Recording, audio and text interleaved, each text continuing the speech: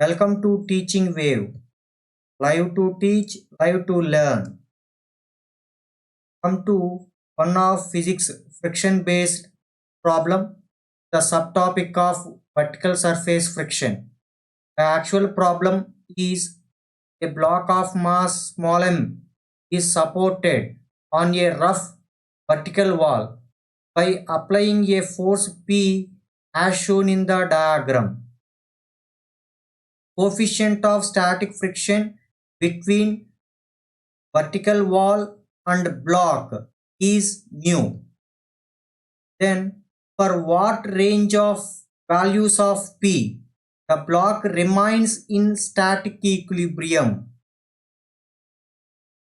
To solve the above situation, let us consider a free body diagram on the block. For that purpose, first I am considering one of observer, means observer having a coordinate axis. Horizontal direction is taken as x-axis, vertical direction is taken as y-axis. To come to action forces acting on a block. First force is gravitational pull mg, second force is our applied force P, it making an angle theta with horizontal according to our problem. Now it is resolved into two components. One component is P sin theta in vertical direction. Second component is P cos theta along horizontal direction. Due to P cos theta, there exists a pressing force between block and vertical wall. Due to that, there exists a contact. Due to that contact forces arise. Now that contact force is resolved into two component along horizontal, that means perpendicular to the contact surface, normal action, and vertical direction friction is present. So we can make components of P in vertical up and horizontal right. A block under the influence of this P sin theta may have a tendency to move upward, or it may be assumed that P cos theta is just prevent slide down from vertical surface. Therefore, there are two possibilities. First case, you are taken P sin theta is greater than mg, that means upward force is greater than mg, the block has a tendency to move up. In this case, the frictional force is in downward direction. Now from the condition of equilibrium of block, acceleration acting on the block is 0. That means along x direction, you are taken Newton's second law application, f of x is equivalent to m into ax. Along vertical direction, sigma fy is equivalent to m into ay. The equilibrium situation, ax is equivalent to 0 and ay is equivalent to 0.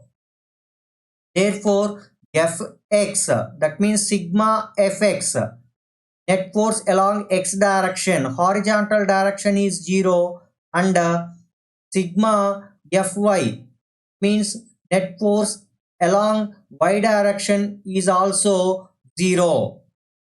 Therefore, sigma Fx, that means net force along horizontal direction, is equivalent to, one is leftward normal action, second one is rightward component of applied force, that means P cos theta.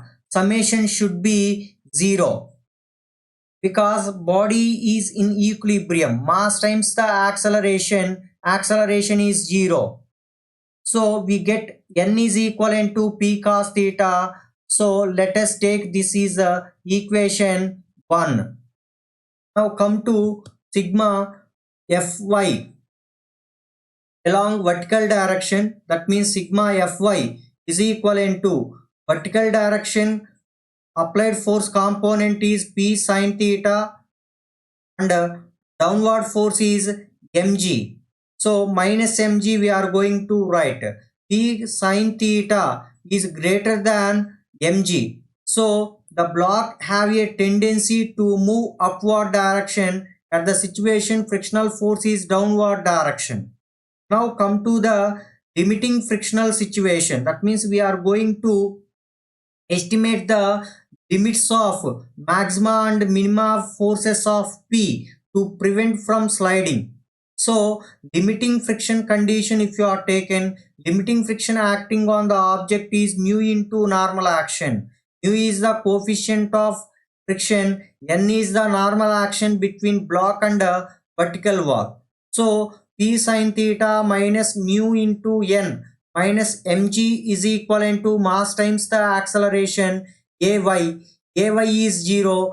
Then we get P sin theta minus mu into normal action is P cos theta minus mg is equivalent to 0. That means by substituting n is equivalent to P cos theta in this expression, we get this one. Now finally we get the maximum force acting on a body to prevent from sliding is equivalent to mg by sin theta minus mu cos theta. We get this expression by simply rearranging the above equation. Now come to the second situation. That means second case, if P sin theta is less than mg, at the situation the block has a tendency to move downward. In this case, the frictional force acts upward direction as shown in the diagram. That means P sin theta is lesser as compared to mg. So by applying sigma F equivalent to ma equilibrium condition along horizontal direction, so sigma Fx is equivalent to n is the horizontal force, normal action, minus P cos theta is the component of applied force, that is equivalent to 0. Then we get n is equivalent to P cos theta. We already treated this one is equation 1. Now along vertical direction, sigma F equivalent to may, ay is 0. So sigma Fy is equivalent to upward force is P sin theta and downward force is mg. So minus mg I am going to represent. Here P sin theta is less than mg. So the block is tend to move downward direction. So frictional force is in upward direction. The maximum value of limiting friction is simply represented as mu n, because we are going to estimate the minimum value of applied force. That means minimum boundary magnitude we are going to estimate. So we get P sin theta plus mu into, from equation 1 normal action P cos theta, if you substitute mu P cos theta minus mg is equivalent to 0 you getting. Now rearranging the above expression, the minimum value of applied force is equivalent to mg by sin theta plus mu cos theta. Therefore, the block will be in static equilibrium for a force P is greater than or equivalent to mg by sin theta plus mu cos theta and less than or equivalent to mg by sin theta minus mu cos theta. Thank you for watching.